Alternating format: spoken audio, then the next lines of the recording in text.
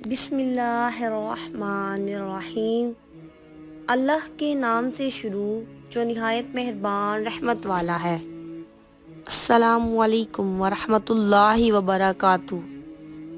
حضرت عثمان بن عفان کے مولا حمران سے روایت ہے، انہوں نے کہا، حضرت عثمان نے ایک دفعہ پانی کا برتن منگوایا اور اپنے ہاتھوں پر 3 مرتبہ پانی ڈال کر انہیں دھویا، پھر دائیں ہاتھ کو برتن میں ڈال کر پانی لیا، کلی کی، ناک میں پانی ڈالا اور اسے صاف کیا، پھر اپنے منہ اور دونوں ہاتھوں کو کوہنیوں سمیت 3 دفعہ دھویا، بعد ازاں سر کا مسح کیا، پھر اپنے پاؤں ٹخنوں سمیت 3 بار دھوئے، پھر کہا، رسول اللہ صلی اللہ علیہ وآلہ وسلم نے فرمایا، جو بھی میرے اس وضو کی طرح وضو کرے اور اس کے بعد 2 رکعت ادا کرے اور ان کی ادائیگی کے دوران میں کوئی خیال دل میں نہ لائے تو اس کے سابقہ تمام گناہ